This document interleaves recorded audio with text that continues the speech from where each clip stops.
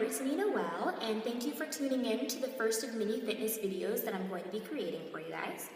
So today, what we're going to be discussing is foam rolling. Why we're going to be discussing foam rolling is because outside of your warm-up and stretching, foam rolling is probably one of the most important things that you can do before and after you work out. So what is a foam roll? This is what a foam roll looks like. I'm pretty sure you guys have probably seen it maybe at the gym or a physical therapy office, something like that, and you probably looked at it and was like, I don't know what to do with this.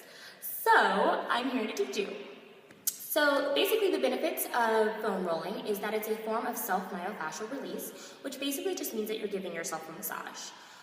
Throughout the day, our muscles develop these wads of muscle tension, and they can cause us to be off balance, it can mess up our body alignment, and they can also lead to soreness or lead to injury. So we want to get rid of them just to help us function a little bit better. So you can pretty much foam roll any part of your body.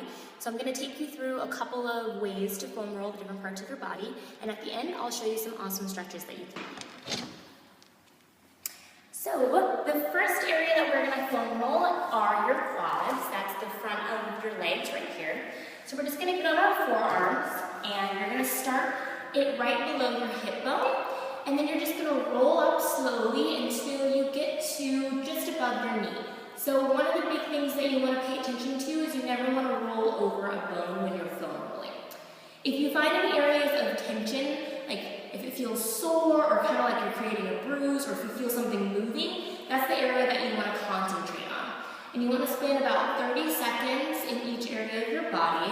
And of course, if you find like a long or an uncomfortable area, that's what you really want to focus on going over.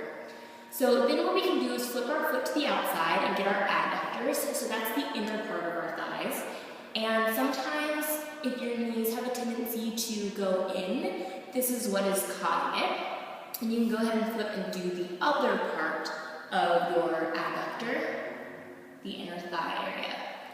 The next area is your IT band. So your IT band is this fibrous piece of connective tissue that goes from your hip bone down to your knee. So a lot of times people that say that they have knee pain or weird hip issues, it's actually because their IT bands are tight. So the way I like to roll out my IT band is by sticking your foot in front of the other, keeping the back leg straight, whichever leg is that's on the foam roll. And then I like to be down on my forearm, and I just kind of use my front leg to propel myself all the way from my hip bone down to my knee bone. It is going to be really uncomfortable your first couple of times. It's not a very nice area to roll out. It is quite sensitive. But the more you do it, the more comfortable it will become. And then you just turn over and do the other side of your IT band, just like this. The next area you can do is your hamstrings. Your hamstrings are the back of your legs right here, the back of your thighs. And this way you just kind of sit on it and you roll this way. This is a really good thing to do if you're a runner or a sprinter, just because you have a lot of tension that builds up back here from all the explosiveness and stopping so abruptly. Another good thing about foam rolling is you actually do get to develop a little bit more upper body strength because you're actually using your upper body to help propel you across the foam roll. Another good area to do is your calves. So you're just going to move the foam roll down and you can roll out your calves. If you're not getting enough pressure, you can cross one leg over the other, and that kind of doubles the effect of it. And you can again cross the other direction to get the other calf. This is actually quite painful for me right now, so I guess my calves are pretty tight at the moment. The next area, this should actually feel a little bit more comforting than the other areas of your legs. We're actually going to foam roll out your back. So the major thing with foam rolling your back is you want to stay in that thoracic region, meaning the midsection of your back. So you want to come from about your shoulder blades down to the bottom of your rib cage. If you let it slip down to this lumbar region, it just feels kind of uncomfortable because it's where your back goes into what we call a lordotic curve. So basically your spine goes in, it goes back out, and then back in towards the bottom. So we want to roll out that midsection that's going out. So how we're going to do that is I like to stick the foam roll right at the base of my rib cage, put my hands behind my head, lift your butt up, and you're just going to propel yourself down. I like to put my hands behind my head to support my neck. Some people like to put their hands in front of you, just like this. It doesn't matter, it's a personal preference. You might feel some cracking or popping in your mid-spine area. That's fine, that's totally normal. It's just loosening up those vertebrae. Okay? The next thing we're going to do is I'm going to go through a couple of stretches that you can do on your foam roll. So a lot of people have tight pecs, which makes them very forwardly rotated, especially if you're sitting at a desk for a long time, or if you have big, strong chest muscles if you're a guy. Also, sometimes people have some shoulder pain and shoulder mobility problems, and a lot of that actually comes from the tension in their pecs. So I'm going to give you a couple of exercises that you can do to improve the range of motion in your shoulders and stretch out your pecs. So what you're going to do is you're going to move the foam roll so that it's vertical like this, and you're going to sit at the edge of it.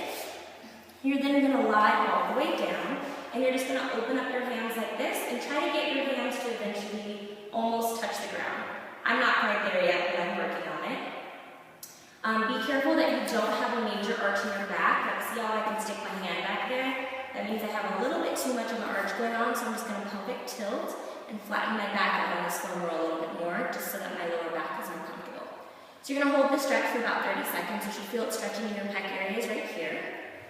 From there, we can go ahead and do what I call snow angels. So you're just going to come up, all the way back, just like as if you're trying to get snow angels in the snow.